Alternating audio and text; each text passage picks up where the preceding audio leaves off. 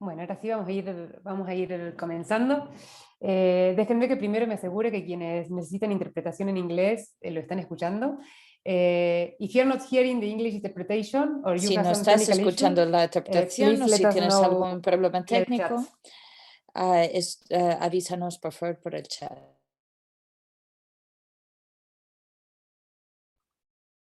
Antes de comenzar algunas notas logísticas, esta conversación está siendo grabada y luego vamos a compartir parte de ellas en nuestra página web y un resumen.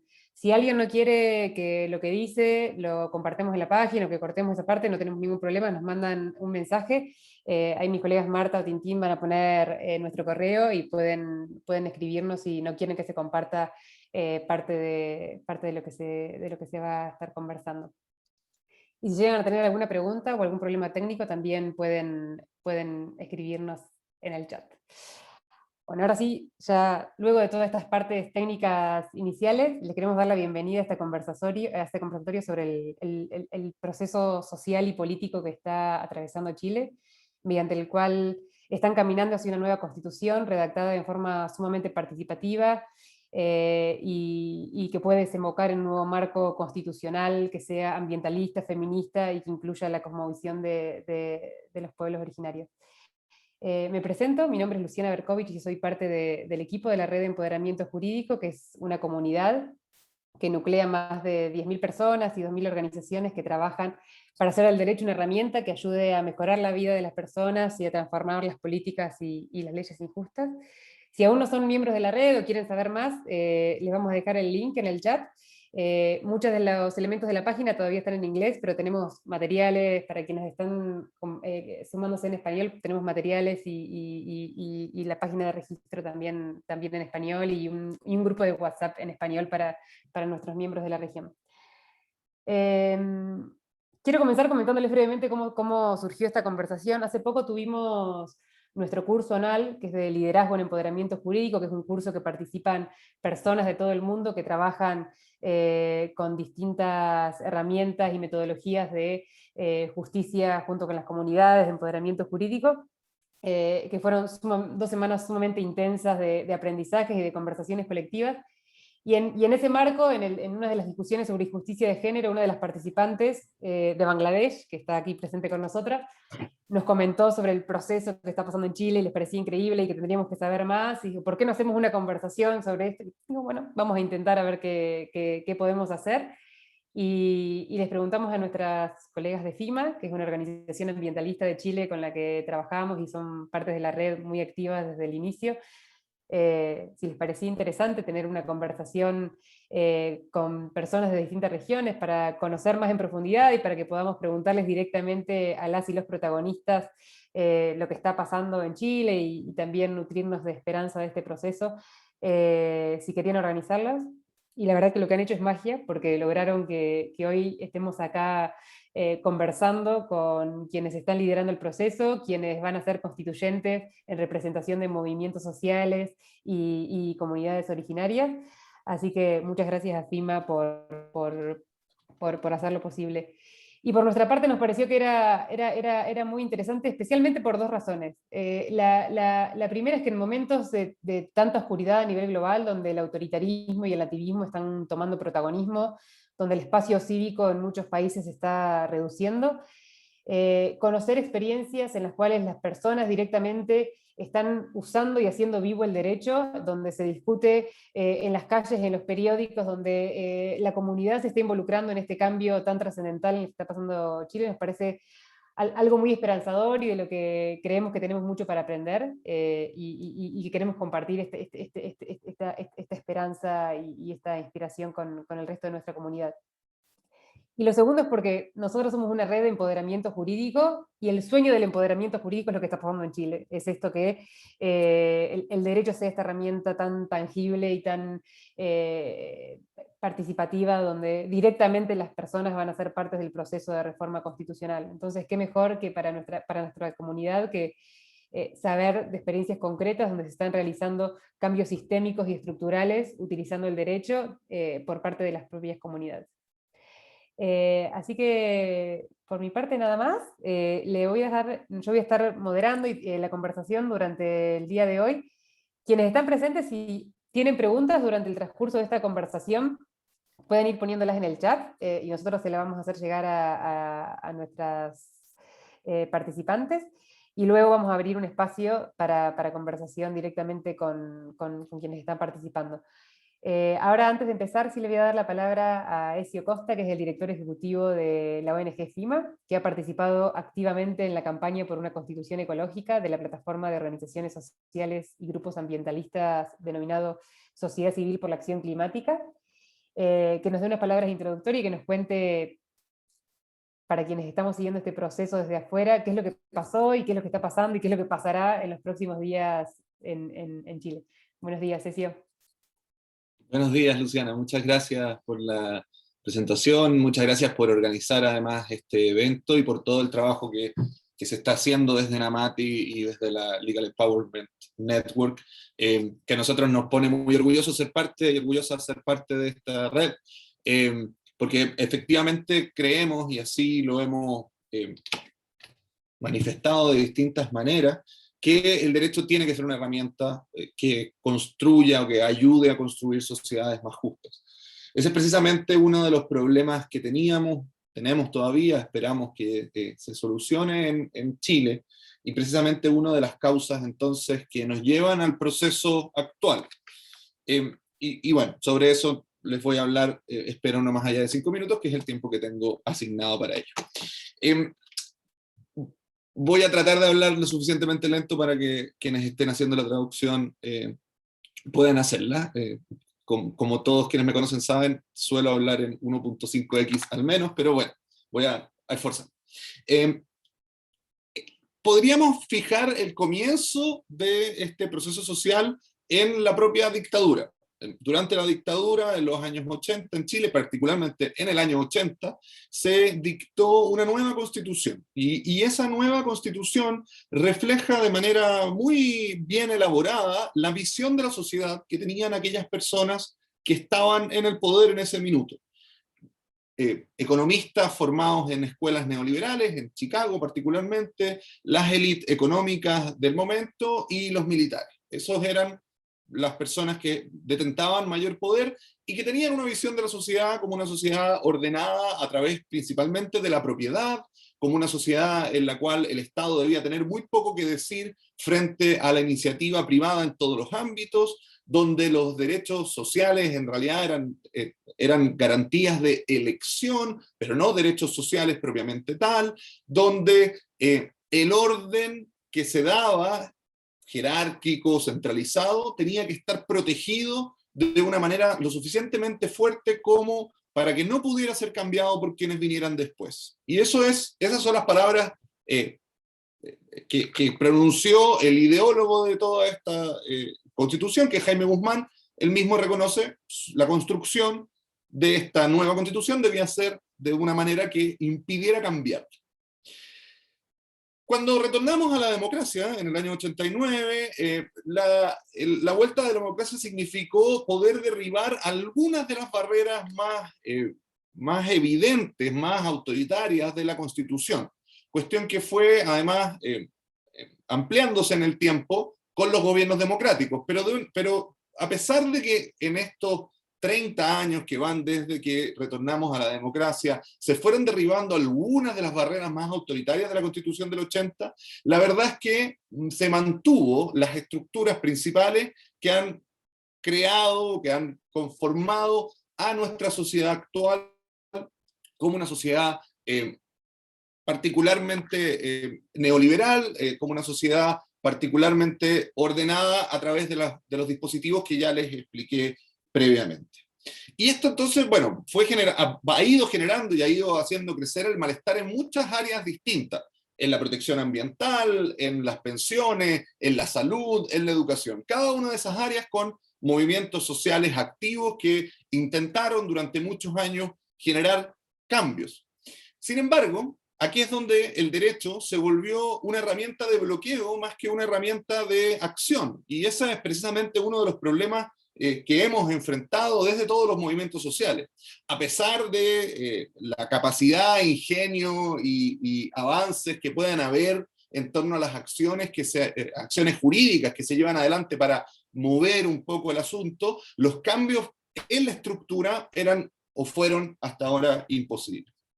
Se acumula y se acumula entonces este malestar social que se representa muy bien en situaciones de desigualdad muy grande. Chile es uno de los países más desiguales del mundo en términos de distribución de la riqueza, en situaciones de abuso muy importantes, principalmente relacionadas con ciertas posiciones jurídicas que están muy protegidas versus otras posiciones jurídicas que están muy desprotegidas. Y entonces quienes tienen mayor propiedad, por ejemplo, tienen una posición muy favorecida donde tanto los poderes económicos como públicos, los poderes del Estado, juegan a favor de la protección de esa propiedad y muchas veces en desmedro de la certeza de las comunidades, en desmedro de la naturaleza, en desmedro de la justicia social.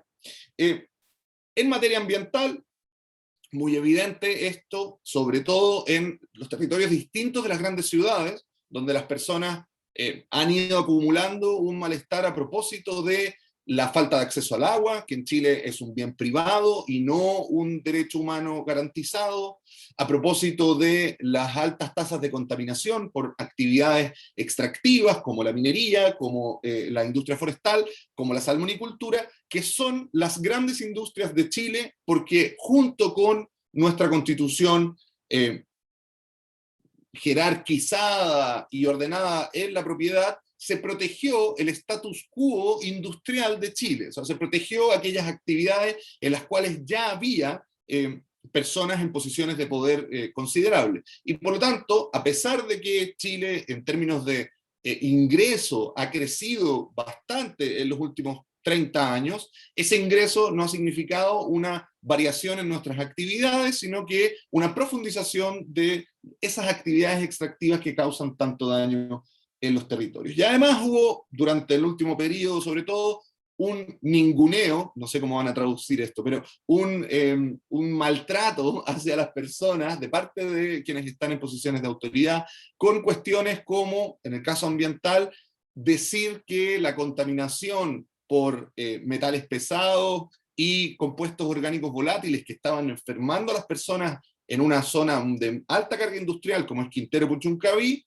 la primera reacción que tuvo el encargado público del asunto fue decir, esto no es un problema de contaminación, debe ser polen de los árboles y la gente debe estar alérgica.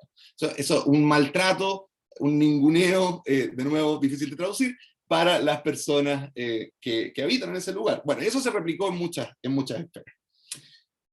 La gota que rebalsó el vaso fue el aumento del precio del metro en Santiago en octubre del año 2019, que derivó en un proceso de estallido social o de revuelta, donde la inmensa mayoría de las personas que viven en Chile salieron a manifestarse contra un sistema que les parecía, les sigue pareciendo y nos sigue pareciendo injusto y abusivo.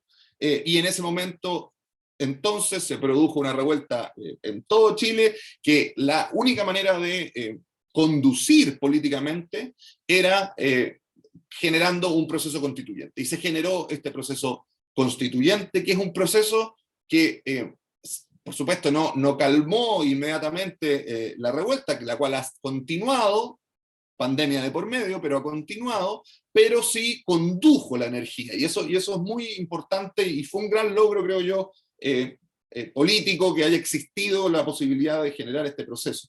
Pero además fue un gran logro político que este proceso fuera paritario y por tanto que tenga un 50% de mujeres y un 50% de hombres como constituyentes hoy en día, y eso creo yo, un gran logro de las compañeras feministas y una gran noticia además. Un proceso que incorporó a las fuerzas independientes, o sea, que no solo es de los partidos políticos, se hicieron una serie de cambios regulatorios para incorporar a las fuerzas independientes y hoy en día tenemos un 50% de la Asamblea Constituyente de personas que son independientes, de ellas muchas que provienen del movimiento ambiental, 17 de las 155 personas son directamente provenientes de los movimientos ambientales, además de muchos otros y otras que tienen conceptos ambientalistas y ecologistas, y que permitió incorporar a los pueblos originarios, con escaños reservados para los pueblos originarios, que hoy en día también tienen 17 cargos electos para representar a sus pueblos. En ese marco, el horizonte de una constitución ecológica es un horizonte cada vez más probable. Es un horizonte complejo. Tener una constitución ecológica y por lo tanto tener una constitución que ponga en el centro de las preocupaciones sociales la protección del medio ambiente y armonizar la relación entre la sociedad y la naturaleza es una cuestión que de por sí es revolucionaria en términos de que cambia la manera en la cual se conciben generalmente las constituciones en el occidente, donde la cuestión ambiental es a lo más un derecho, no es algo realmente central. Proteger nuestro hábitat no aparece como algo central. Y eso es una cuestión que creemos nosotros que se hace cada vez más probable en este proceso constituyente, lograr tener una constitución ecológica. Y lo vamos a lograr, creo yo, por principalmente la fuerza de nuestros constituyentes y nuestras constituyentes que creen en esto, que creen en que la protección de la naturaleza y de las generaciones futuras es un valor fundamental para la comunidad política y jurídica que constituye Chile. Y por lo mismo les agradezco muchísimo a ellos y a ellas por todo su trabajo y principalmente hoy a Gloria, a Elisa y a Luis que están con nosotros y que de seguro nos van a entregar elementos fundamentales para entender este proceso. Gracias, Lucia. Bueno, muchísimas gracias, Ezio, por tu presentación y por darnos un marco para entender el proceso que están pasando en Chile, de dónde viene la Understand the historia. process in Chile, where does it come from? Que tengo la... Vamos a empezar, antes de comenzar la conversación, déjenme presentarle a las y los constituyentes que están acompañándonos hoy. Luego vamos a abrir una ronda de conversaciones, pero déjenme primero contarles quiénes están con nosotras hoy.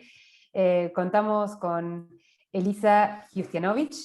Elisa es bioingeniera, ecofeminista y constituyente electa por el Distrito 28 de la lista independiente de la Coordinadora Social de Magallanes, y es parte de la Sociedad Civil por la Acción Climática de Magallanes.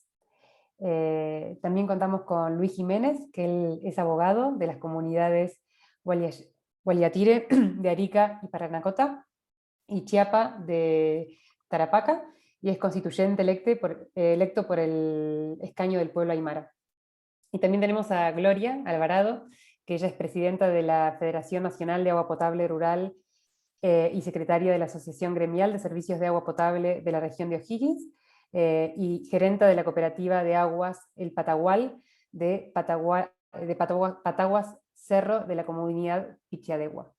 Y ella es constituyente por el Distrito 16 y es parte de la lista Corrientes Independientes y la lista del pueblo. Teníamos también invitada y había confirmado Alondra Carrillo, que es forma parte de la coordinadora feminista 8M y tuvo un problema de último momento y no va a poder estar con nosotras hoy, pero si tienen alguna pregunta en particular para ella también pueden ponerla en el chat, que después podemos seguir una conversación en nuestro foro y responder si tienen alguna pregunta específica sobre los avances del movimiento feminista en la Constitución chilena.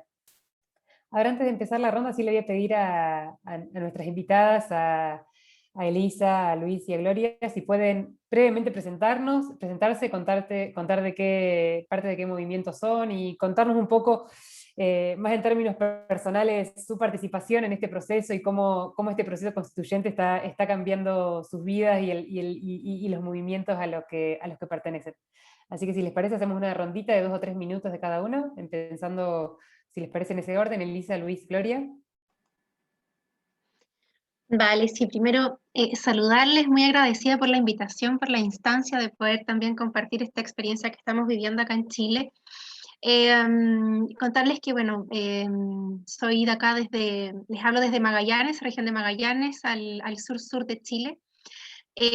La Patagonia Rebelde, como le decimos. Desde acá yo participo en la coordinadora feminista de Punta Arenas. Estamos en articulación con varias redes feministas en toda la región y en todo el país. Llevamos varios años activando principalmente en redes de acompañamiento a mujeres sobrevivientes de violencia, activando también desde las movilizaciones, desde talleres de sensibilización respecto a las temáticas de género. Y ahondando también en otras profundidades, ¿no?, que corresponden justamente a lo que enunciaba Ezio, de cómo finalmente hay muchísimas otras formas de vulneraciones a los derechos humanos que, como por el hecho de ser mujeres, pues también evidentemente nos afectan, y muchas veces en mayor medida. Desde ese lugar y también desde las organizaciones que sostenemos, pues cuando comienza el proceso constituyente, en primer lugar destituyente acá en Chile, a partir de la revuelta social, nos fuimos organizando también, como toda la sociedad, de una forma bastante espontánea y que pareciera que es algo muy inherente del ser humano, pues organizarse, juntarse cuando hay situaciones de crisis, y comenzamos a levantar cabildos, asambleas y parlamentos, ¿no? Desde acá levantamos el Parlamento Feminista de la Patagonia Rebelde, y es un parlamento que mantuvimos abierto durante más de un año, y desde ese lugar emergió un programa, ¿no? Un diagnóstico y un programa respecto a lo que estábamos viviendo, y una proposición, ¿cierto?, de transformación.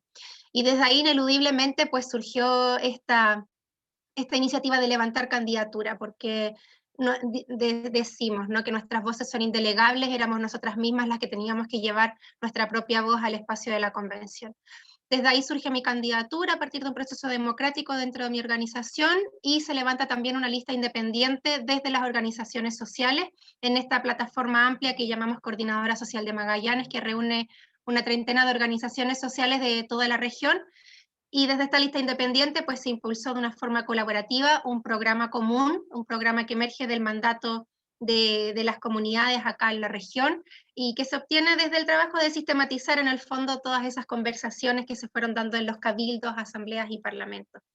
Así que estamos muy involucradas en el proceso, y con el compromiso también de seguir abriendo espacios a la participación ciudadana en este tiempo que nos convoca aquí. Muchas gracias, Elisa.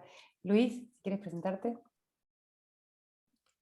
Bueno, Askisun Mauro, que significa buenos días en Aymara, Gilatanaka, Cuyacanaka, hermanos y hermanas, bueno, tal como me señalaban, Luis Jiménez Cáceres, constituyente Aymara, y muy agradecido por la invitación de escuchar a, bueno, a las demás hermanas constituyentes, que ahí nos hemos encontrado en otras situaciones, y especialmente también a los que nos escuchan.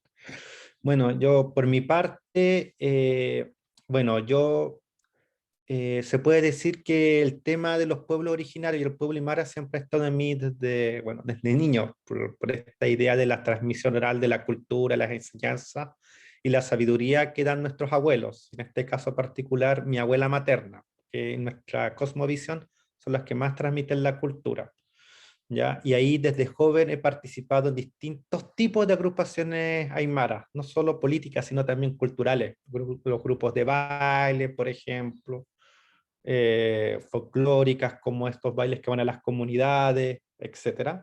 Ya después de más grande, ya entrar en la universidad, me fui vinculando, bueno, yo me fui a estudiar de Arica, yo soy de Arica, ya de la región de Arica, Parinacota, como dicen, la ciudad de la eterna primavera, y ya terminando de estudiar acá me fui a Santiago, y ahí también es un proceso personal de reencontrarse, porque si bien tienen las comunidades cerca por el tema de la discriminación, de la exclusión, uno ahí como que se va alejando, volviendo, pero ya en Santiago me reencontré con distintas organizaciones aymaras que existen, y ahí fui como un poco la historia de muchos reencontrando nuestra identidad.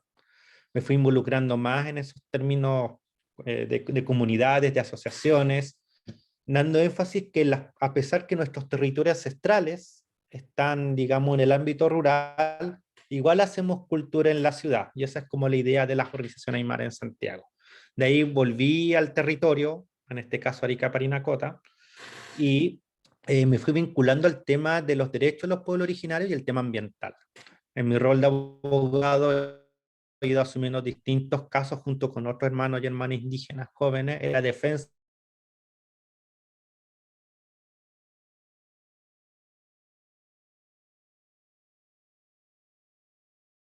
de los territorios. En este caso particular, frente al que tenemos en el norte, porque Chile, con actos socioculturales y espirituales, tampoco sé cómo van a traducir eso, de este crecimiento económico. Y de ahí cuando se inició, bueno, nosotros en este tema ambiental no es que hayamos nacido con el estallido social, ya germinalmente ha habido distintas movilizaciones, especialmente en Arica tenemos la contaminación con el plomo, la llegada de la gran minería al Salar de Surire, tema Paguante en Tarapacá, pero es la misma lógica, estos conflictos ambientales. Y de ahí va conociendo a dirigentes, uno se va haciendo parte, en particular, se da cuenta que este es el momento para exigir por fin reconocimiento de nuestra calidad de pueblo, sino como poder ya incluso desde la llegada a la democracia. Y aquí también el pueblo aymara en sus distintas organizaciones. No tenemos como colectivo que nos representa a todos, sino distintos colectivos fuimos encontrando en las marchas, en los debates. Nosotros también somos un pueblo muy diverso, pero la gran mayoría tuvimos como el NOSAS, la historia de de ejemplo, de la tramitación del año fue bastante compleja y Luis, difícil, estamos pero aún teniendo así algunos insistimos problemas y ahora... con tu audio. Disculpa, Luis, estamos teniendo algunos problemas con tu audio. Quizás si apagas la cámara, se corta menos que... Ay, quizás, a ver ahora si mejor. La misma historia de los escaños reservados, la dificultad que tiene la institucionalidad para reconocernos como sujetos políticos. Y ahora nuestra esperanza es que por fin la nueva constitución junto al pueblo chileno y las demás naciones originarias logremos un Estado plurinacional que respeta la madre tierra y que avancemos en la superación del extractivismo. Así como en conclusión, estamos muy esperanzados en esta nueva etapa. Como les digo, no tenemos una organización como central, pero las distintas comunidades, porque igual nos conocemos entre todos, queremos aportar e incidir en este proceso. Tanto de Arica, Parinacota como Tarapacá, que es, digamos, nuestro territorio ancestral, y como el territorio recuperado, que sería Santiago, Valparaíso y las demás regiones. Muchas gracias. Muchísimas gracias, Luis. Gloria, si quieres. Sí. Hola, muy buenos días a todas y a todos. Muchas gracias por la invitación a participar de esta actividad. Yo, bueno, soy de una comunidad rural de la región de O'Higgins. Trabajo en una cooperativa de aguas, como señalaba. Estudié después de los 40 años porque, bueno, cuando joven no tuve la posibilidad de estudiar. Y bueno, con mucho orgullo lo digo porque igual saqué una carrera técnica de nivel superior con mucho esfuerzo. Y bueno, también aparte de trabajar en la cooperativa de agua y como estoy vinculada al tema de agua, por allá en el año 1999 tuvimos la primera amenaza de privatización de las cooperativas y comités de agua potable rural, las APR que se le llama en Chile, que somos las que atendemos al sector rural en agua potable. Ya en Chile hay sobre 1900 APR que atienden el sector rural porque en el sector urbano son atendidas por sanitarias, ya por sanitarias multinacionales. Y bueno, en el 1999, como decía, tuvimos la gran amenaza de privatización, lo cual nos llamó a unirnos, a asociarnos entre dirigentes de las cooperativas de base, de manera de formar organizaciones de segundo nivel para proteger esta forma de administración comunitaria, proteger los territorios operacionales y con ello blindarnos de la privatización. Es decir, teníamos que hacer todo un trabajo. Pero como además éramos organizaciones provinciales o regionales del país, necesitábamos unirnos en una sola agrupación nacional y que en el fondo era una organización de tercer nivel, y ahí es cuando creamos la Federación Nacional de Agua Potable Rural, de modo tal que pudiésemos interactuar con el Ejecutivo con una sola voz nacional. Teníamos una representatividad nacional y ahí comenzamos a trabajar con el Ejecutivo en la elaboración de una ley de servicio sanitario rural y luego en la tramitación en el Congreso. Participamos de todo el proceso desde el día que nace una iniciativa nuestra de los dirigentes nacionales de poder procurar una ley para el sector rural y hasta que se aprobó y todo y trabajamos en el reglamento, todo. Fue un trabajo súper intenso mucho esfuerzo de parte de los dirigentes, porque no teníamos dinero, tuvimos apoyo internacional, y bueno, y con eso pudimos sacar nuestro trabajo adelante. Bueno, no solamente esa amenaza tuvimos, sino que la crisis hídrica, que hace muchos años que está sentada en Chile, hace más de 10 años ya, y nuestros servicios de agua potable se han visto afectados, varios de ellos. Ya lo mencionaba Ezio, que hay algunas zonas que están súper complicadas, y bueno, y están atendiéndose varias con camiones aljibe, ¿ya? Cuestión que es una situación súper complicada, porque más en pandemia se dificulta más todavía la provisión de agua, y bueno, y así como vemos que hay una injusticia en cierto modo en términos de distribución de agua. Por una parte sabemos que hay un cambio climático que es mundial. Sin embargo, aquí en Chile no hay una distribución efectiva del agua, de manera que todos tengamos un consumo equitativo, un uso equitativo del agua. Y es por ello que nosotros como dirigentes nacionales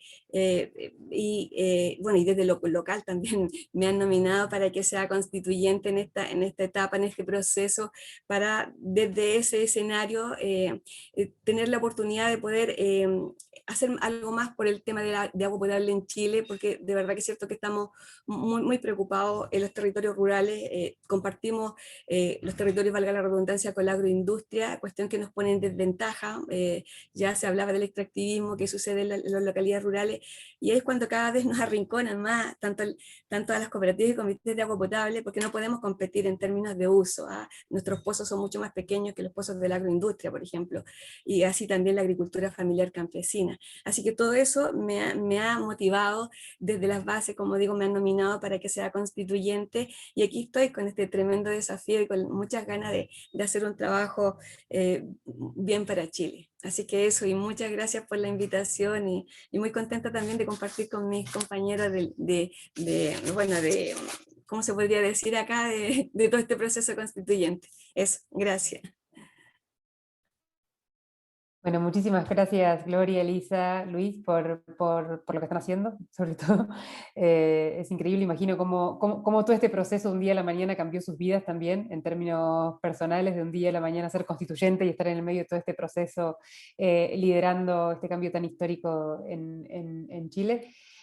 Para empezar la conversación con ustedes y motivar a que quienes están con nosotros se animen a ir poniendo preguntas para ustedes, hemos invitado a dos colegas de otras regiones para que con una visión desde otro lugar y desde perspectivas distintas y en contextos muy distintos a los que está atravesando en Chile,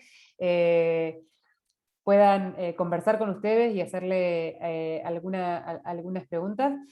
Contamos con Sara Hussein, que ella es abogada de Bangladesh, con una larga trayectoria, sobre todo en temas de violencia de género, pero es directora ejecutiva honoraria de BLAST, una organización que trabaja por el acceso a la justicia en Bangladesh, y miembro desde el principio, desde los inicios de la red de empoderamiento jurídico. Y también con Marlon Manuel, que él es asesor senior de la red de empoderamiento jurídico, pero que también cuenta con una larga trayectoria en trabajos de temas de justicia social en Filipinas, y ha acompañado a muchas comunidades, sobre todo a comunidades indígenas campesinas en sus luchas por mejorar su situación y sus derechos. Así que vamos a empezar una conversación. Si Sara, Marlon quieren empezar con unas preguntas iniciales. Para quienes nos escuchan en español, recuerden de apretar el botón de interpretación español para poder escuchar las preguntas de Sara y Marlon que van a hacer en inglés. Así que empezamos con una primera ronda. Sara, Marlon. Thank you. It's a real Muchas privilege. gracias. Es un auténtico privilegio estar aquí con ustedes. Enhorabuena y felicidades por este momento en el que están, y muchísimas gracias por la inspiración que nos da a todas y todos los demás. Estoy hablando desde Bangladesh, un país que está ahora cumpliendo 50 años de su aniversario. Nosotras hicimos, después de nuestra guerra de independencia, una constitución en un periodo muy corto de 6 meses. Hubo un momento de consenso nacional y Me pregunto cómo ustedes van a trabajar y elaborar una constitución con un grupo tan diverso de personas.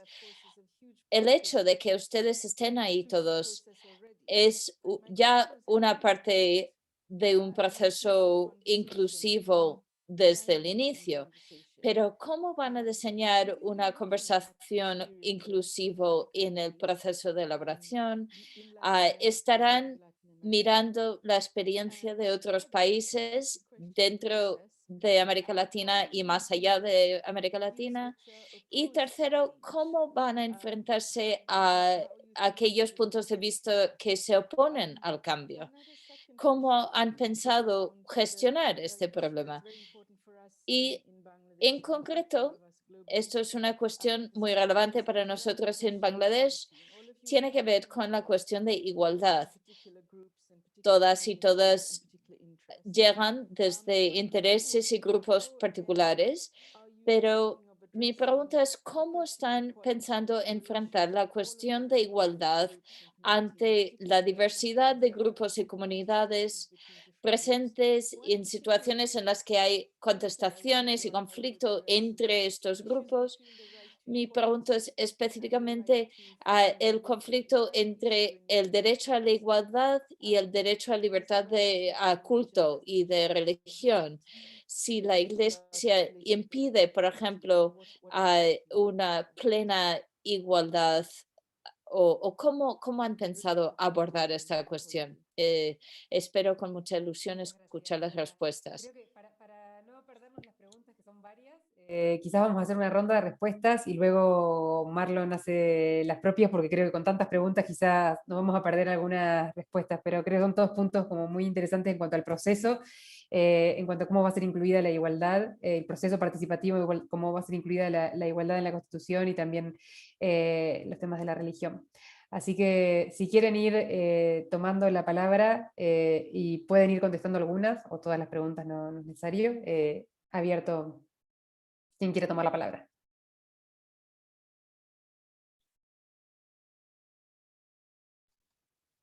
Bueno, voy yo.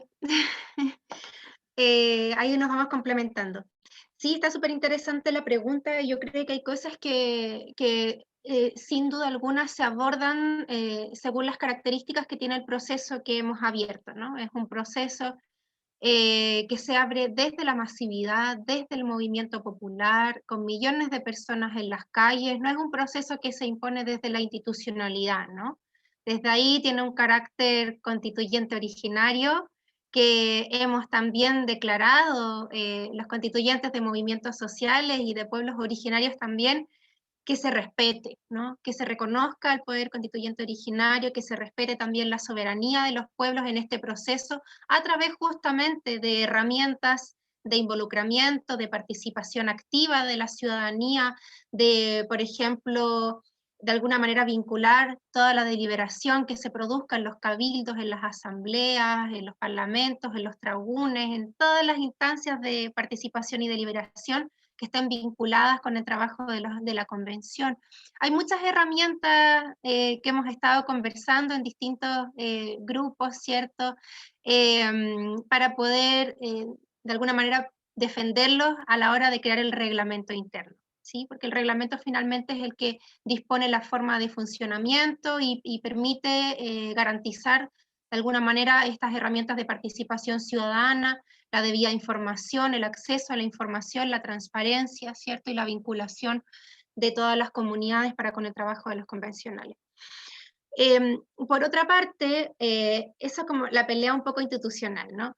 Pero por otra parte, considerando la característica popular que tiene este proceso constituyente, donde millones de personas justamente salen a las calles y se autoorganizan en estos espacios de discusión, de deliberación, pues decimos también que vamos a trabajar tanto desde adentro como desde fuera, rodeando la convención de alguna manera. O sea, eso siempre ha estado muy presente desde personas que venimos de movimientos sociales, que es muy necesario seguir empujando porque sabemos que la Constitución no es un texto jurídico, es un texto principalmente político y responde justamente a las necesidades, a las inquietudes, a las demandas que emergen desde los pueblos, desde las mismas comunidades. Hay cosas urgentes.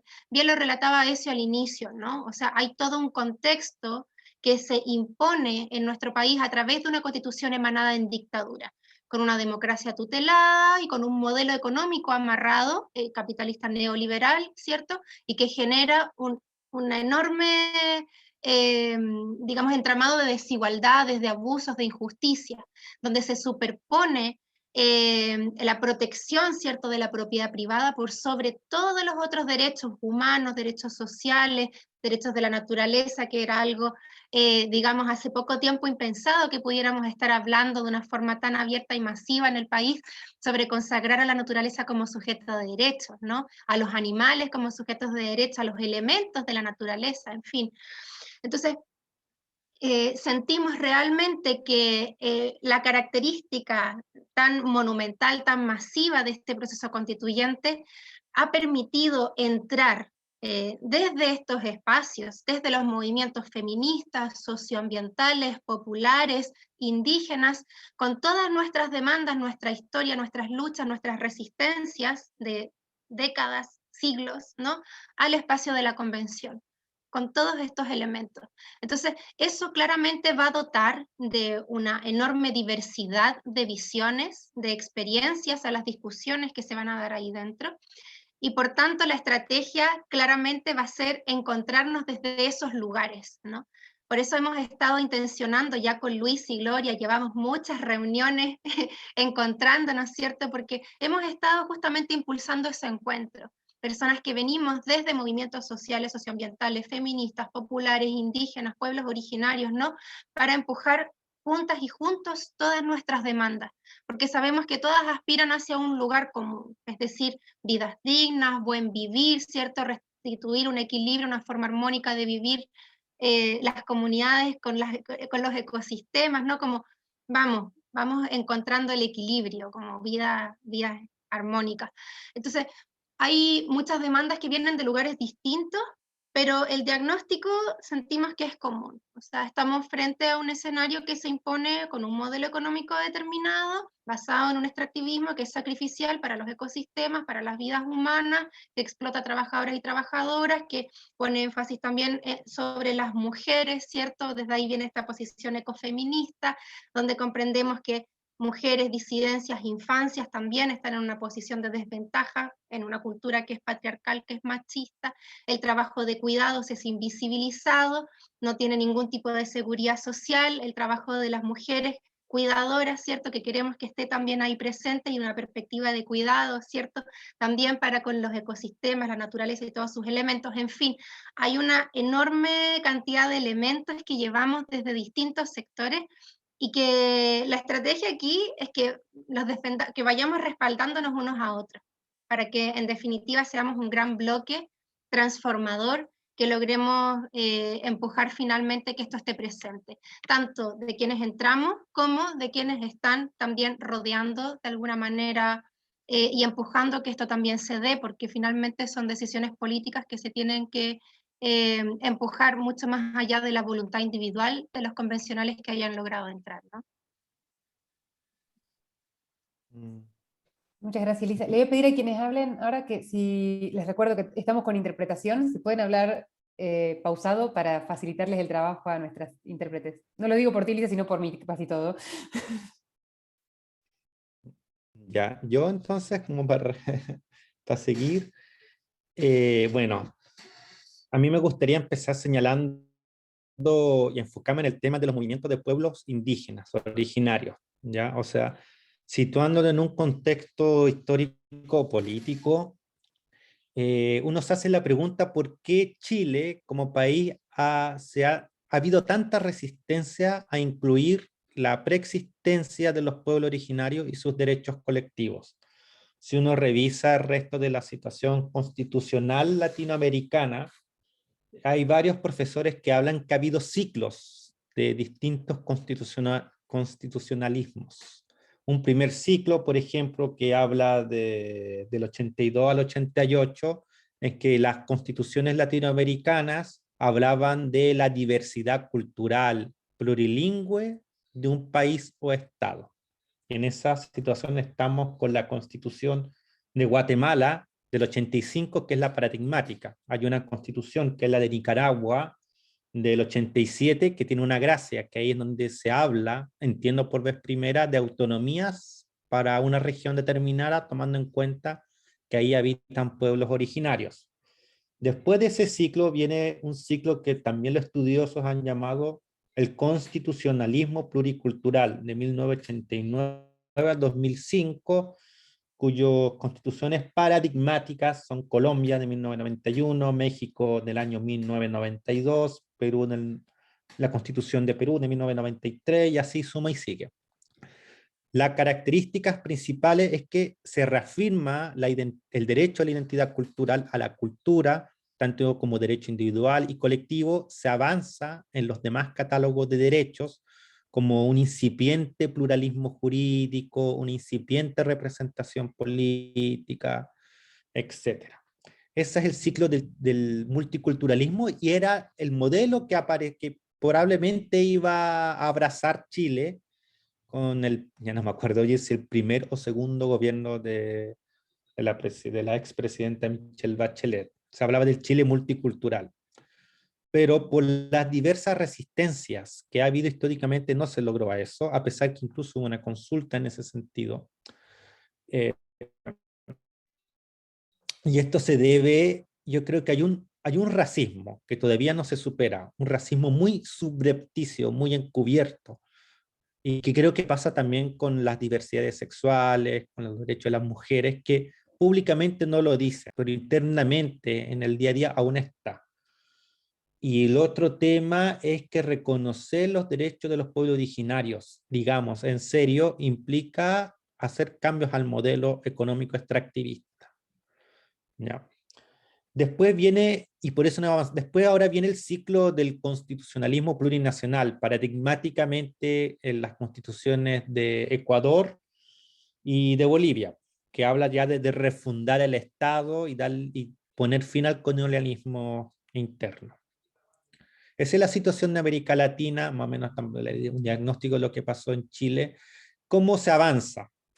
La estrategia de los pueblos originarios al principio fue aliarse con los partidos políticos tradicionales, y esa tiene su germen en el Acuerdo de Nueva Imperial de 1989, donde distintos dirigentes, y aquí yo hablo muy cercano porque mi papá, que fue dirigente, también estuvo ahí metido, era la alianza con el entonces candidato Patricio Elwin, y ese comprometió una serie de reformas: reconocimiento constitucional, ratificación del Convenio 169, y un tema que estaba muy en boga, que era el desarrollo de las comunidades rurales. Esa estrategia, con sus bemoles, avanzaron. Se creó la ley indígena, se tardó 20 años y se ratificó el Convenio 169 de la OIT, nunca hubo reconocimiento constitucional, pero se trató de avanzar. Pero ese camino, con sus avances, también tiene sus límites. No fue capaz de introducir reformas estructurales para cambiar el modelo extractivista de explotación de nuestros territorios ancestrales. ¿Ya? Y ahí, poco a poco, con diversos hitos, el movimiento indígena, o gran parte de ella, se fue desencantando. ¿Cuál es la situación de hoy? Y también tomando en cuenta la experiencia de las constituciones latinoamericanas, creo que los aliados en este tema de los pueblos originarios son los movimientos sociales, tal como dijo la hermana Elisa, de que entre todos nosotros nos tenemos que apoyar. No es una posición unánime, como no son todas en estos temas, pero hay una gran desafección con los partidos que nosotros como pueblo originario ya veníamos arrastrando incluso ya desde la mitad de los 90, con la aprobación de distintos proyectos extractivos en los gobiernos de la concertación. Yo creo que es el camino natural, no es un camino sencillo, hay muchas resistencias, hay muchos, incluso me atrevo a decir, hay conflictos entre distintos movimientos o tensiones, por decir así, porque venimos de diferentes lugares, pero hacemos este esfuerzo de entendernos, y yo creo que no, hasta ahora ha resultado bien. Yo tengo mucha esperanza en ese sentido, porque el temor de los pueblos originarios es que pase como en Bolivia a veces, que se mimetiza con algunos partidos, con algunos movimientos, digamos, de izquierda, y pasamos a ser el último vagón del tren. ¿Ya? Yo creo que eso ha explicado mucho el tema del avance de los derechos culturales, pero no la modificación del modelo.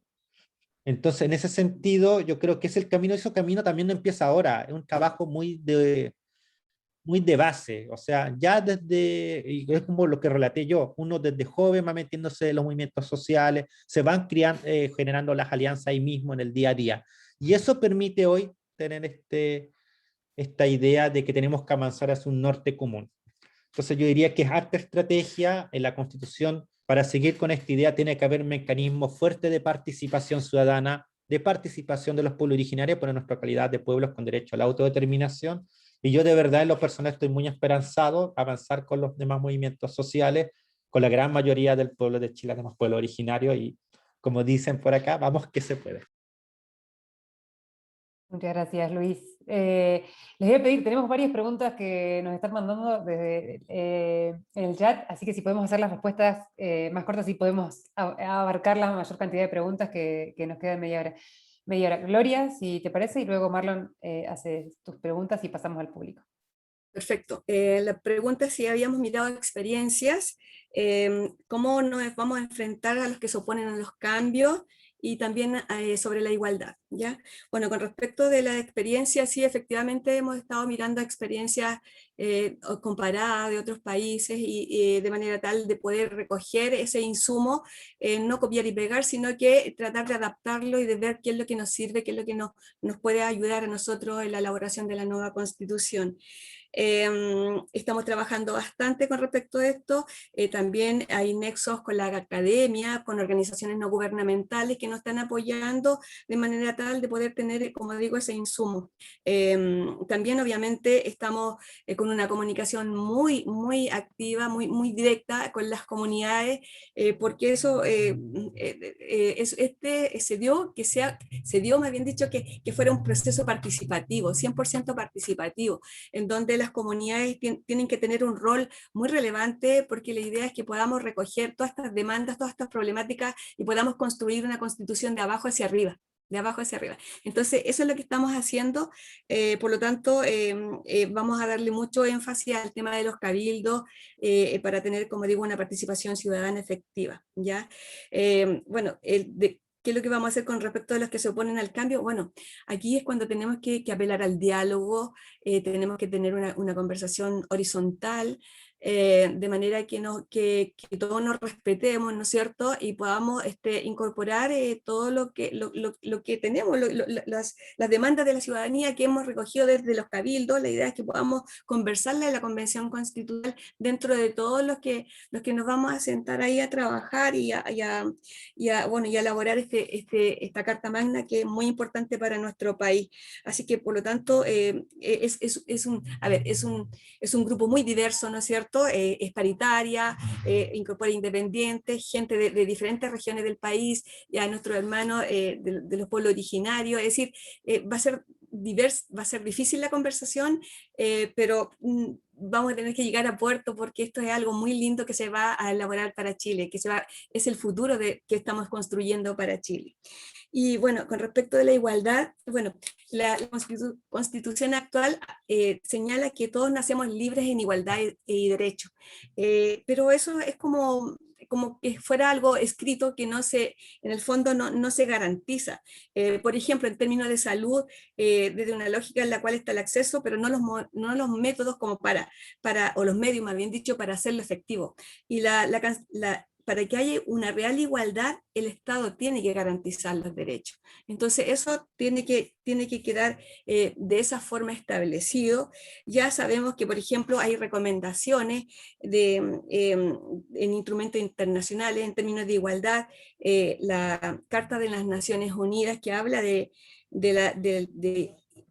buscar la no discriminación, se declara la igualdad como derechos de hombres y mujeres, también la no discriminación por raza, color, sexo, idioma, religión, etc. Entonces, nosotros tenemos que también tomar estos instrumentos internacionales para poder aplicarlos acá a Chile. Dentro de la experiencia comparada también está que la dignidad humana es intangible, respetarla, protegerla, es deber de todo el poder político. Y eso es un mandato claro para que también los poderes públicos puedan adoptarlo. ¿ya? Así que eso más o menos en términos de igualdad, la idea es lograr una igualdad de derechos, que no haya hoy día hay privilegios para algunos, hay una tremenda desigualdad en Chile y eso se tiene que terminar. No queremos tener lo mismo que tienen todas las personas, me refiero en términos de dinero, pero sí queremos que nuestros derechos sean respetados. Y sobre todo, por ejemplo, como señalaba Elisa, estamos teniendo graves problemas de la desprotección del medio ambiente, también lo señalaba Luis, y eso es lo que tenemos que lograr, una protección a nuestra naturaleza, que es muy relevante porque es la base de la vida. Eso, muchas gracias. Muchísimas gracias, Gloria. Bueno, ahora vamos a pasar las preguntas que tenga Marlon. Del público tengo una pregunta para cada uno de ustedes, nos queda media hora, así que Marlon, tu pregunta, y hacemos una ronda de respuestas que no tienen que responder todas, digo, quien quiera responder, y luego pasamos a las 5 preguntas que tengo hasta ahora de quienes nos acompañan. Marlon? Thank you, Luciana, and thank you for inviting me to be part of this conversation. Muchísimas gracias, Luciana, y gracias por invitarme a formar parte de esta conversación. Creo que es muy importante escuchar la experiencia de todas la emoción de los delegados y delegadas, porque nuestra situación es totalmente lo contrario de lo que tienen en Chile ahora. Si su constitución fue producto de un gobierno autoritario, nuestra constitución fue producto de la lucha contra el autoritarismo, contra Marcos.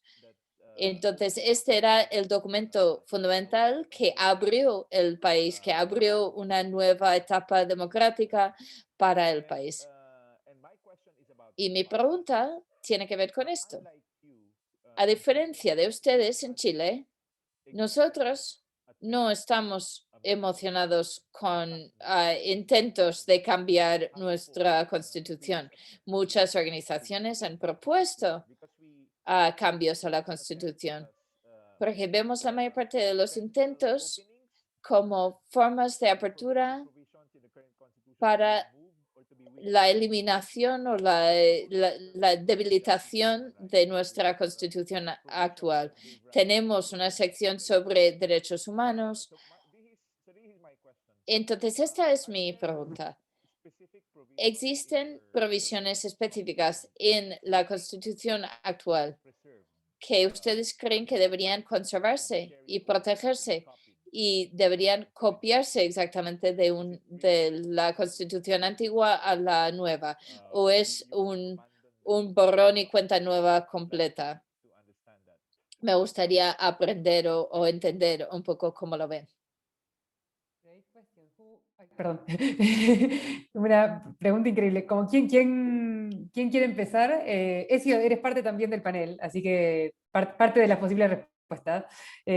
Así que ¿quién quiere empezar con respuestas a la pregunta de Marlon? Gracias, Luciana. Ya que me incluiste, voy a responder me gustó esa pregunta.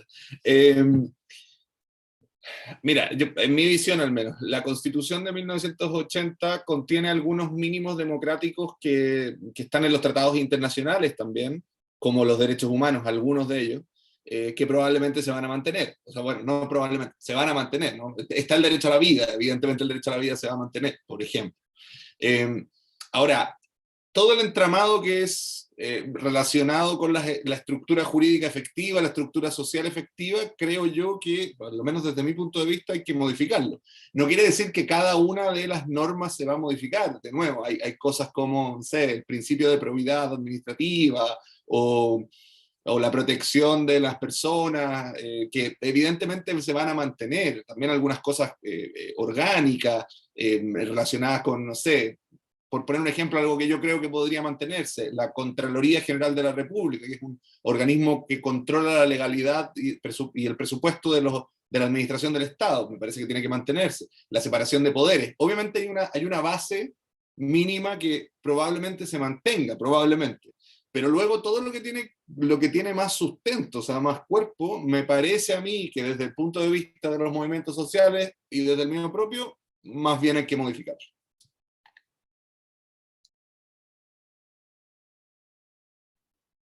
¿Alguien más?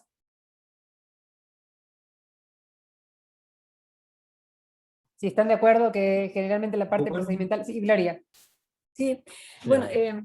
ya señalaban que esta constitución es del 1980, tiene más de 40 años, por lo tanto ya está caducada. Es decir, la constitución tiene que ser el espejo de lo que somos. Y eso ya quedó out, ¿ya? Además de lo que señala Ezio, que es que si bien es cierto, se conservan varias partes que son como medulares, se podría decir, el derecho a la vida, etc. Sin embargo, lo sustancial sí hay que cambiarlo, como por ejemplo, en términos de la naturaleza, no hay nada escrito con respecto de ello, de la protección. Hoy día es muy importante que protejamos las fuentes, las nacientes, los acuíferos desde la cordillera al mar, porque hoy día los ríos, que son las verdaderas venas que tiene la tierra, nuestras venas son de sangre, las venas de la tierra son los ríos, hoy día están siendo cortados en el fondo porque no tienen, no corre agua, y eso, todos los villorrios de toda esa zona, en el fondo quedan sin las actividades propias de subsistencia. Entonces eso hay que abordarlo definitivamente para lograr los equilibrios necesarios. Hoy día necesitamos, por ejemplo, lograr un equilibrio ecológico, tenemos que lograr tener una mirada ecocéntrica en esta constitución, de manera que apelemos al bien común.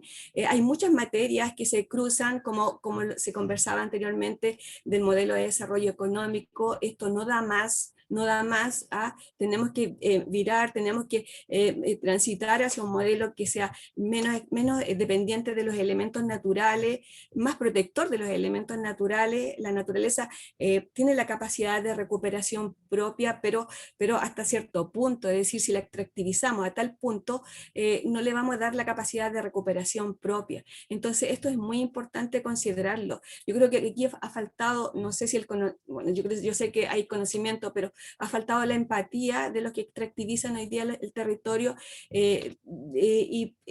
la empatía tanto a la gente que vive en los territorios como también a la misma naturaleza. Es decir, los elementos naturales, como digo, tienen la capacidad de recuperación, pero no se puede sobreexplotar. Y eso hay que delimitarlo, como también muchos otros derechos que son fundamentales para la vida de los seres humanos y que hoy día no están siendo garantizados. Ya la salud en Chile es precaria,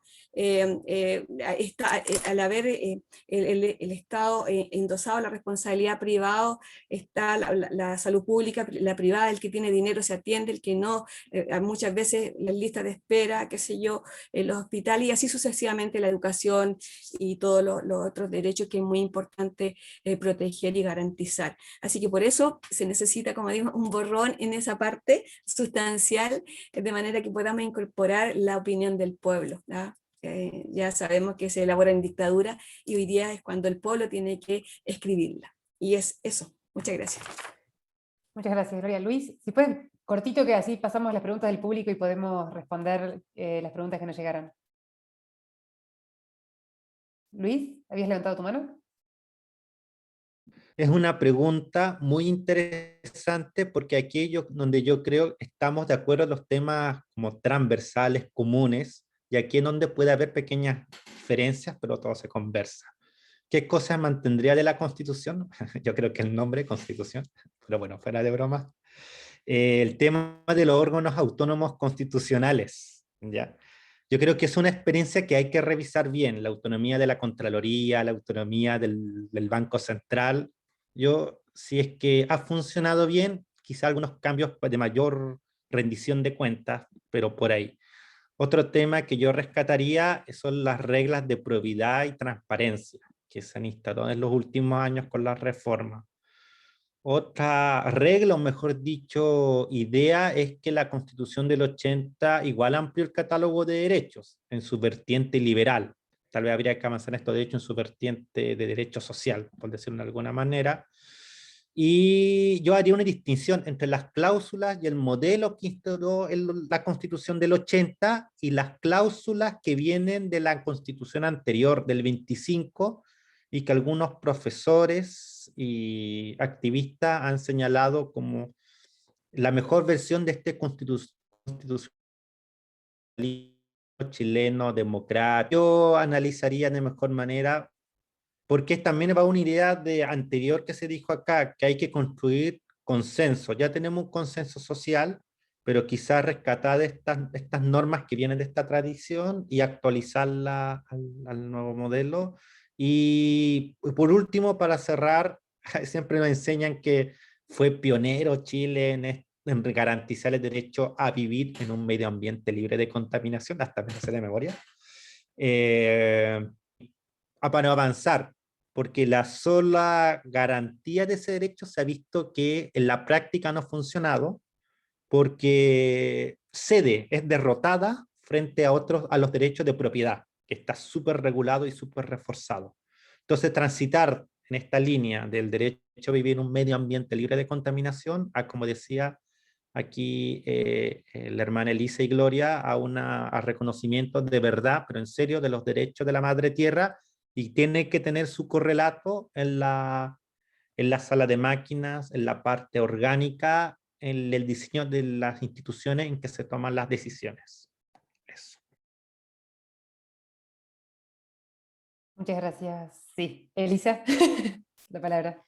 Algo súper cortito, estoy súper de acuerdo con lo que ha mencionado Gloria, Ezio, Luis, solamente preocupada por lo que relata Marlon, ¿no? O sea, si tienen una buena constitución que efectivamente está garantizando derechos humanos, derechos sociales, y quieren alterarla, seguramente están poniendo el ojo, ¿cierto?, a corrientes liberales o neoliberales de cómo sacar provecho de determinadas cosas, y ahí yo les recomiendo que pongan el ojo en Chile. O sea, si realmente quieren convertirse en lo que ha sido Chile estos 30 años, pues vean el resultado, hasta dónde llegamos con ese tipo de políticas de liberalizar un poco el asunto. Creo que hay cosas que hay que proteger sin duda y que tal vez las transformaciones tienen que ir hacia una democratización más amplia, qué sé yo, ponerle ojo a la democracia participativa, democracia directa, mayor injerencia de las comunidades en las decisiones de la esfera de lo público, resguardo de los ecosistemas, en fin, como hacerse parte en términos constitucionales de los desafíos del siglo XXI, o sea, crisis climática, crisis hídrica, en fin, como que hacia allá siento que tienen que avanzar los cambios constitucionales o los marcos, digamos, institucionales, pero no en ningún caso, ojalá que no tiendan justamente hacia vertientes más liberales o neoliberales que al parecer, por lo que relata Marlon, es hacia donde están queriendo llegar algunos grupos económicos en su país. Muchas gracias, Elisa. Bueno, nos quedan 15 minutos y vamos a intentar responder una pregunta cada uno de ustedes, incluido Ezio, que tenemos del público. Así que vamos a ir una pregunta-respuesta para cada uno de ustedes. La primera que me parece muy interesante, que es para Luis, es en relación a la participación de las comunidades indígenas en la convención, que si bien esto es un paso increíble y que haya un cupo para comunidades específico para que participen en la Constitución, es de qué manera creen que se podría asegurar que la participación de los pueblos originarios se continúe y se profundice en la toma de decisiones posteriores al proceso constituyente.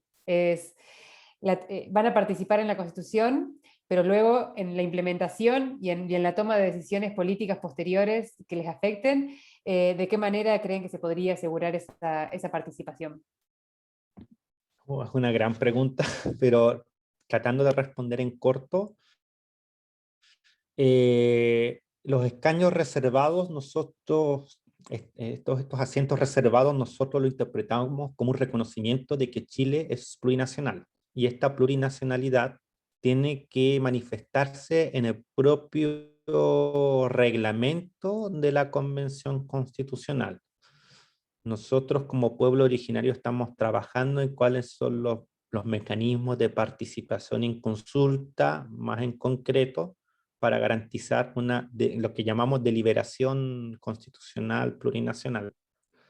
Lo importante, yo creo, ahí es que cualquiera que sean esos mecanismos debe estar institucionalizado en el reglamento, debe ser lo suficientemente flexible para adecuarse a cada realidad de cada pueblo, porque si bien tenemos una historia común de despojo, también tenemos nuestras diferencias en ese sentido. Y lo tercero, diría yo, es que debe garantizarse un presupuesto necesario. Y lo cuarto es que esto tiene que ser en serio, o sea, tiene que reflejarse que los trabajos que tengamos en las comunidades tengan un diálogo directo e incidente en la Convención Constitucional. ¿Por qué se logra esto? Y aquí cierro, porque como decía al inicio, y creo que aquí también se concluye, ya hay un trabajo bastante grande previo desde lo micro, desde hace tiempo. Y aparte de eso, nosotros como pueblo Aymara en particular, vemos con mucha atención lo que ocurre con el pueblo Aymara en Bolivia y en Perú. Sabemos que no todo lo vamos a conseguir, pero hay ciertos elementos que sí son necesarios, y es lo que decía aquí Elisa y Gloria, el cambio del modelo extractivista. Tal vez solo con no incluir la cláusula de privatización de los bienes comunes ya es un gran logro. Pero a mí lo que me interesa, y, y aquí termino así de verdad, es que el próximo Congreso que va a dictar las leyes, que va a darle aplicación práctica a la Constitución, ahí sí tenemos que entrar con mucho ojo, con mucha atención, y ahí tienen que estar garantizados a través de escaños reservados para pueblos originarios e instancias de consulta y participación que atiendan nuestra cosmovisión ya en el proceso de formación de las leyes. Yo creo que ese es nuestro principal desafío, entre otros. Bueno, muchas gracias, Luis, por tu respuesta. Tengo un montón de preguntas. No vamos a poder contestar todo. Espero contar con ustedes o con algunos de ustedes que luego vamos a intentar contestar por escritos algunas y para poder seguir en conversación.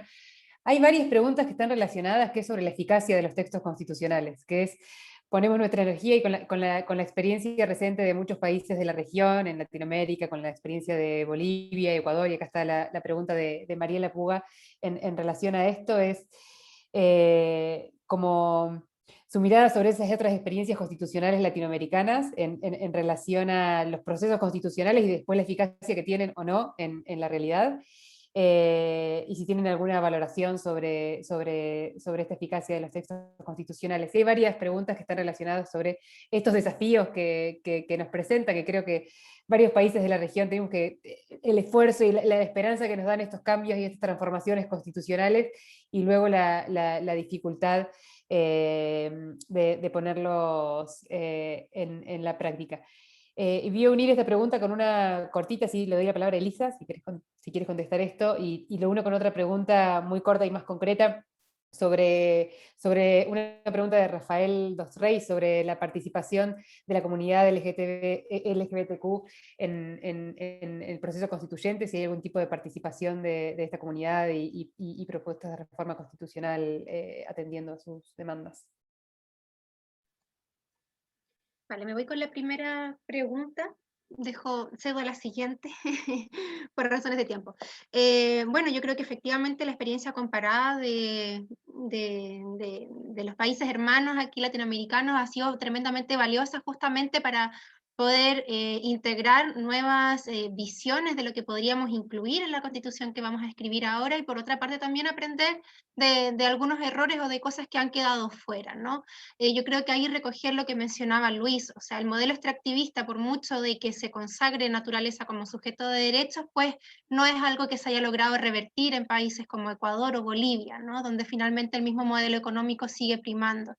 Entonces, en ese sentido, va a ser súper importante poder dotar de mayor profundidad las discusiones y ver qué es lo que se puede hacer tal vez en la sala de máquinas. Yo no soy del área de las leyes, pero algo he aprendido estos últimos meses y comprendo la necesidad, ¿cierto?, de meterle mano también a esa parte orgánica de la Constitución para que efectivamente el Estado se mandate a través de sus instituciones a hacerse cargo de lo que estamos enunciando de alguna manera en el discurso o en nuestras demandas o tal. O sea, que no quede solamente como un texto poético, que la naturaleza y los ecosistemas y los elementos son sujetos de derechos, sino que realmente, o sea, vamos a crear un organismo, una entidad, qué sé yo, una defensoría de la naturaleza que se encargue de proteger, de velar por no sé qué. Vamos a consagrar los bienes comunes naturales, el derecho humano al agua, vamos a, sabes, como es un bien nacional de uso público y va a ser regida por determinadas vías, o sea, hay que ser súper explícito en esa parte orgánica, por lo que he comprendido, para poder generar un resguardo que sea efectivo.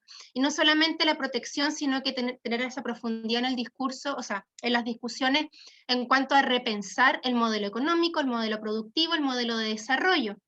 No podemos aspirar, ¿cierto?, a una real protección, ¿cierto?, preservación y regeneración de los ecosistemas que han sido sacrificados en pos del crecimiento económico y en beneficio de un empresariado rentista exclusivamente, ¿no? No podemos aspirar a eso si es que no repensamos cómo seguimos sosteniendo la economía. Si es una economía que va a seguir sencillamente en beneficio de hacer crecer los grandes capitales, pues no nos va a servir. Acá necesitamos pensar una economía que vuelva a poner la vida en el centro, hablar de economías diversas. Si vamos a hablar de Banco Central, pues cuál va a ser la visión. Si sigue siendo esa visión hegemónica de la economía capitalista neoliberal, pues tampoco nos va a servir ese tipo de autonomías, ¿no? Abrirnos a la posibilidad de democratizar también los órganos y abrirnos hacia otras posibilidades. Es el momento de repensarlo todo. Si es que realmente estamos en un momento acá en Chile donde tenemos esa posibilidad de proponer, no solamente acá, sino que hacia el mundo, un modelo alternativo, en un contexto de crisis tan profunda como el que estamos viviendo. Entonces, desde ahí, economías diversas, economías sociales, locales, pensándonos ya en una época postcapitalista de alguna manera, ¿no? Muchas gracias, Elisa, por tu respuesta. Ahora estoy tratando de combinar 2 o 3 preguntas para hacerle a Ezio yendo a este punto sobre la parte orgánica de la Constitución, que es un poco, bueno, cómo hacemos que sean efectivos los derechos que se están discutiendo. ¿Hay alguna pregunta sobre la rendición de cuenta de los actores privados y si hay algún tipo de discusión sobre rendición de cuenta de corporaciones en Chile? Me imagino que sobre todo en temas ambientales, y si hay algún tipo de discusión abierta con movimientos sociales sobre acceso a la justicia, sobre cómo incorporar el acceso a la justicia en el marco constitucional y la independencia del Poder Judicial. Entonces, en general, preguntas sobre las discusiones que se están dando en relación a la modificación en la parte orgánica sobre la efectividad de los derechos y sobre todo en temas de acceso a la justicia. Gracias, Luciana. Creo que Elisa ya dio una primera idea al respecto, que es precisamente la que hemos venido discutiendo, que es generar una defensoría de la naturaleza. Eso, desde el punto de vista orgánico, eso es algo que nos parece muy importante. Y Luis también se refirió a algo como algo que hay que revisar, que es una cuestión que yo creo que puede marcar una diferencia orgánica para el futuro, que son las autonomías, en este caso son organismos autónomos constitucionales los que existen, pero está la discusión sobre la posible generación futura de organismos autónomos a través de normas legales, que hoy en día no tenemos, a diferencia de muchos países del mundo, y por tanto todos los organismos dependen de la presidencia de la República, cuestión que a veces deriva en que sean capturados con intereses políticos y no cumplan sus funciones. Es particularmente en materia ambiental una cuestión que hace tiempo se viene discutiendo, que el Servicio de Evaluación Ambiental, que es el que aprueba proyectos, y la Superintendencia de Medio Ambiente, que es la que fiscaliza los proyectos, deberían tener un nivel de autonomía suficiente para garantizar que hagan su trabajo con su mandato legal y no con un control político del Poder Ejecutivo, que generalmente va a tener algún nivel de presión para no fiscalizar algunas cosas o aprobar algunas cosas, y eso es algo que hay que evitar si queremos proteger la naturaleza. Ahora, sobre la efectividad de los derechos, además de tener organismos que permitan que los derechos se concreten, creo yo que la clave finalmente son 2. Una, no permitir que se concentre demasiado el poder en ningún organismo. Creo que ese fue el problema que tuvo la Constitución de Ecuador y por qué los derechos de la naturaleza no se han visto suficientemente profundizados, a propósito de que en ese minuto Rafael Correa no creía en los derechos de la naturaleza y el Poder Ejecutivo acumuló mucho poder. Entonces ahí hay una cuestión que hay que tenerle ojo.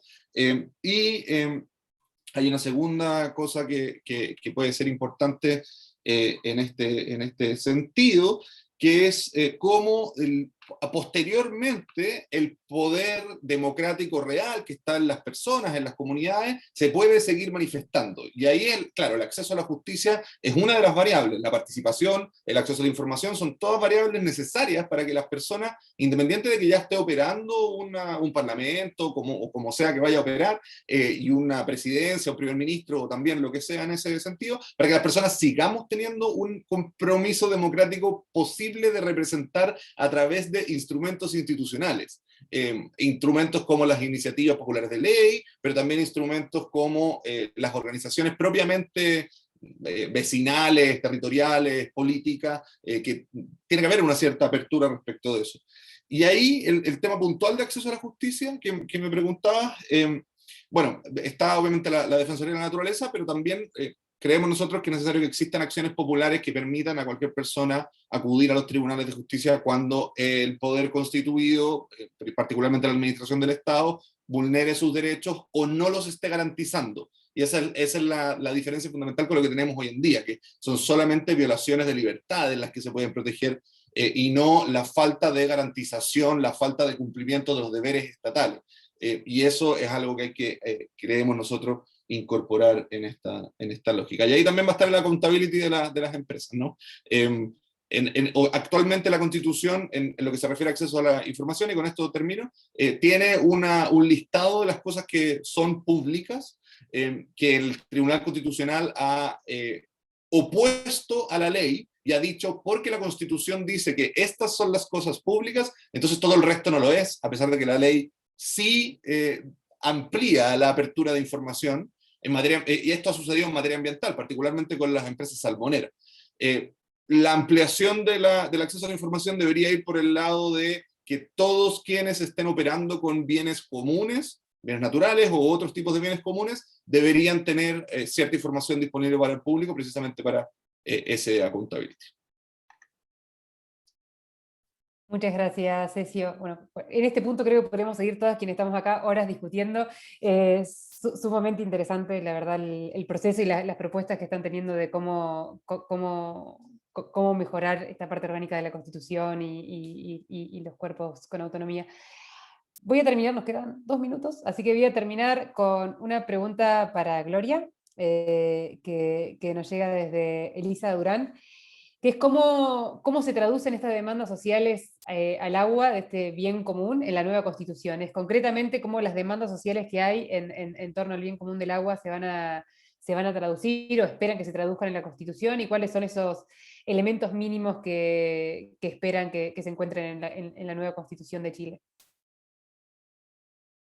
Bueno, nosotros como dirigentes nacionales, locales, regionales, queremos obviamente que el agua sea protegida, como decía delante, las nacientes, los acuíferos sean protegidos, las fuentes de agua sean protegidas, y en la Constitución tendría que quedar que el agua sea, no sé, un bien común inapropiable, no debería tener en el fondo propiedad nadie, porque es un bien de la naturaleza, tiene un valor intrínseco, el hombre le ha puesto un valor, y la verdad es que no debiera tener un valor económico, sino que un valor propio.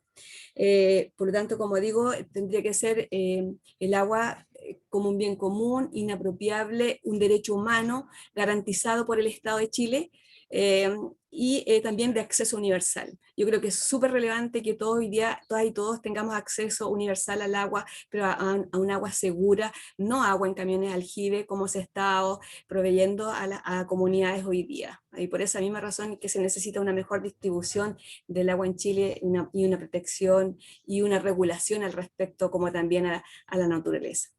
Así que eso, gracias. Bueno, muchísimas gracias. Nos quedamos con 1000 preguntas. Esto era sabido que íbamos a terminar con muchas preguntas, pero muchas gracias por participar, Gloria, Luis, Elisa, Ezio y todo el equipo de CIMA por estar aquí presentes. Por nuestra parte vamos a estar haciendo seguimiento del proceso, vamos a compartir toda información que nos llegue con nuestros miembros.